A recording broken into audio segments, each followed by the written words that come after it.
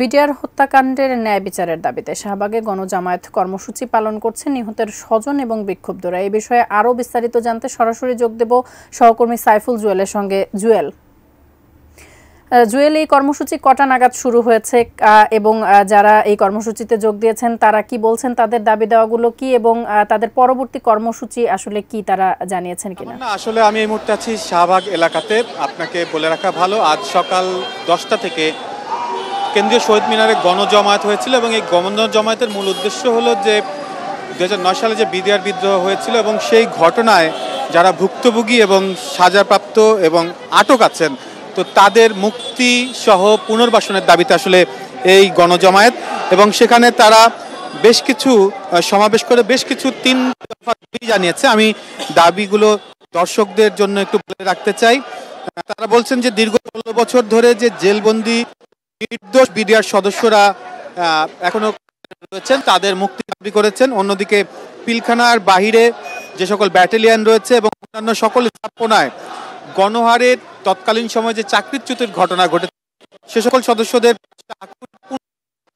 দাবি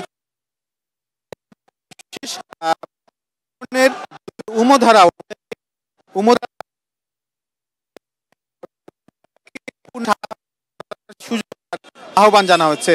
একই সাথে পিলখানায় হত্যাকাণ্ডের ঘটনায় সঠিক তদন্তের মাধ্যমে প্রকৃত অপরাধীদের করে সর্বোচ্চ শাস্তির আবেদন করা হয়েছে এই গণজমায়েত থেকে।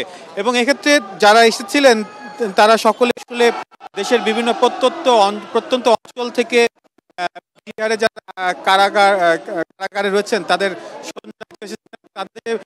অন্যতম আরেক দাবির মধ্যে রয়েছে যে এই বিডিআর বিদ্রোহের সময় যারা ষড়যন্ত্রকারী ছিলেন দেশি এবং বিদেশি শক্তি যারাই না কেন তাদের শাস্তির আওতায় তাদেরকে চিহ্নিত করে বিচার মুখোমুখি করা হলো তার অন্যতম দায়িত্ব।